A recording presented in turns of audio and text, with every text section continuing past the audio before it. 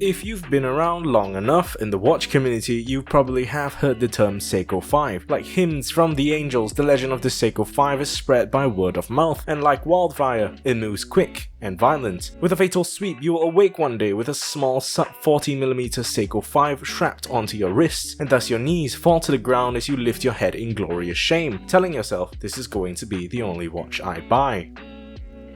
But unfortunately for most of us, that would be a lie. The Seiko 5, with the many known names that it goes by, such as the Blessing, the Rolex Killer, and mechanical heroin, is the gateway drug to many of the victims suffering the incurable addiction otherwise known as watch collecting. It seems inevitable that I will be talking about this watch as a watch-related YouTuber, but what actually makes the Seiko 5 so bloody special? Well, the most important feature of the Seiko 5 and the reason it's so well recommended by everyone is the fact that it usually costs less than $100. The Seiko 5, for all intents and purposes, is one of the best valued watches in the world. This applies even more if you get lucky on the aftermarket, with prices ranging from as low as $30 to $60.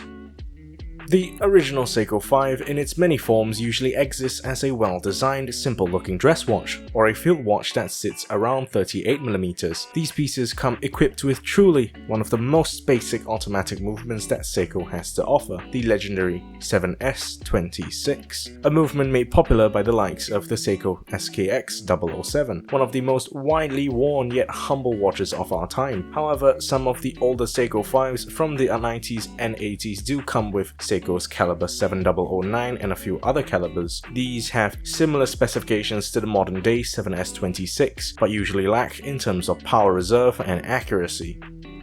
The Seiko 5 I have here is from the Seiko 5 SNK series, or more commonly known as the Seiko 5 Military series. This is ground zero for me. The beginning, the reason I am making this video today. Like many, I just wanted one watch to reward myself after completing my first part-time job in the holidays, so I went online and did a bit of research, and the final two contenders were the second generation Orient Bambino version 3 and the SNK809 K2, and about 2 years later, I am still super happy about the decision I made on that day.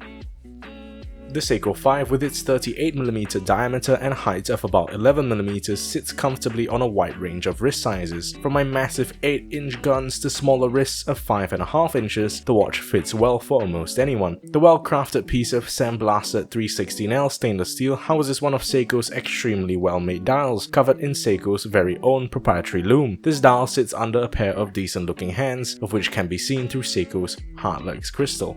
But hold on, the crystal seen on my piece is actually not Seiko's Heartlex at all. This is actually a piece of sapphire crystal that I chose to swap the original crystal with. Seiko's Heartlex has a hardness between that of sapphire and mineral crystal, whilst also being less brittle than that of sapphire glass, trading its hardness away for a decrease in the risk of shattering the crystal. This, however, is one of the biggest turn-offs of Seiko watches to me. After all, Pagani Design and brands alike can make watches around the same price range with large sapphire crystals and a similar movement attached to the back. Why can't Seiko? However, it should be said that if you do take very good care of your watch, chances are it will be a few months before minor inevitable scratches start to appear. I also want to mention that I switched it out only when the original Heartlex was scratched to oblivion about a year ago, and plus it wasn't too expensive to do it. The caseback of the watch is a screw-down caseback with a Heartlex window showing off the almighty 7S26. This gives the watch a pretty minute water resistance of only 30 meters, allowing users to do tasks such as wash their hands or walk in a light drizzle, but I guess in cases like this you do get what you pay for. The circumference of the crystal in the back is printed with lettering denoting the reference number of your watch, a big Seiko logo, and that the watch is water resistant. The unique serial number of your watch is etched onto the slanted surface of the caseback itself. The strap that comes with this specific reference is Seiko's own two-piece black fabric strap. With a width of 18mm, the strap is not super amazing and can be slightly uncomfortable when new, but after a few good uses it becomes more wearable. The fabric piece has a small strip of leather stitched around the midsection of the strap to provide more durability in relation to the buckle holes, ensuring that the black fabric strap that comes with your Seiko is longer lasting. I, however, decided to swap mine out for a vintage styled leather strap.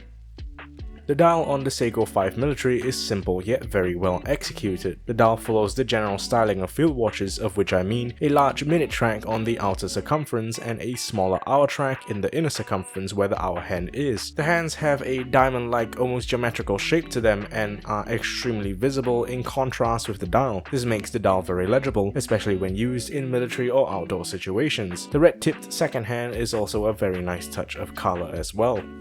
Not only that, the printing on the dial is immaculate and clean. The lettering on the dial is clear and concise even for the near macroscopic reference number printed at the 30-minute position at the bottom. The color inverted day and date wheels are shown clear through a small window in the dial and are chosen to match the black colors of the dial itself.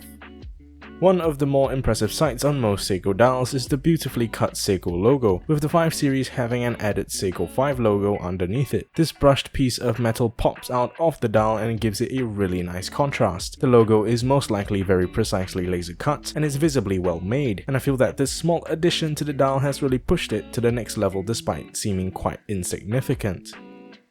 Another great thing about Seiko's dials is their proprietary lume, or better known as LumeBright. LumeBright is based on the Luminova technology, a technology that has seen adoption by great Swiss watchmakers like Omega and Zenith. This means that Seiko's lume is on par, if not better, than many of the more expensive and luxurious names that you may find in the watch world. This proprietary lume has won battles against the likes of Swiss giants like Rolex and Audemars Piguet, with Seiko mostly winning in terms of brightness and sometimes in terms of duration. Sitting quietly in the back of this watch is Seiko's legendary Calibre 7S26. The Calibre 7S26 is known as Seiko's budget movement option. You will usually find this caliber in Seikos under the $150 price tag, but of course this means that you don't get the specs that the other movements may have, such as hand winding and hacking. What you do get, however, is a well-functioning Seiko-made automatic-only movement that has an accuracy range of -20 to +49 seconds a day.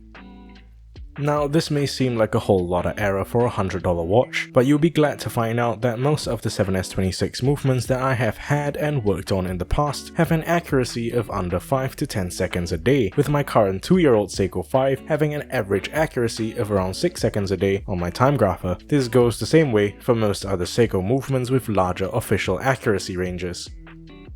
Besides the decent timing specifications, the 7S26 movement, like many others from Seiko, come with an interesting patented automatic winding system known as the magic lever. This clever mechanism situated at the back makes use of a well-designed ratchet system to wind the watch independent of which way the rotor spins. This means that the Seiko rotor winds the watch in both directions, which is different from many of its counterparts, namely the Miyota 8200 and 9000 series movements, both having rotors that only wind in a single direction. This created the term known as the Seiko shuffle, in which someone with a Seiko non-hand winding movement would jerk their watches vigorously in order to wind the watch up.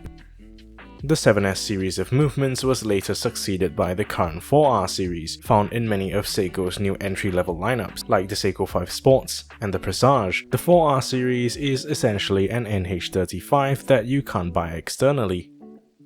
The price of these Seiko 5s do fluctuate a little, mainly due to the fact that these models have been discontinued for a long time, but usually the Seiko 5 can be found under $100 brand new, and usually under $70 to $60 for a piece that has been worn, and if you put in a bit of work, you may be able to find a watch for under $80 brand new, like I have. And at this spectacular retail price, you do usually get a year of warranty and a well-functioning watch, adding on with the fact that when the watch eventually requires a service, you could just bring it down to a local Seiko service center with no worries in mind, or you could just swap out the movement, if you can find a replacement for cheap. So, those were my thoughts on one of the most well-recommended pieces of watchmaking in the history of the internet. Let me know your thoughts in the comment section. Do you own a Seiko 5, and if so, how was it? Do leave a like if you enjoy videos like this, please subscribe for more watch-related content, and once again, I hope you have a very nice day.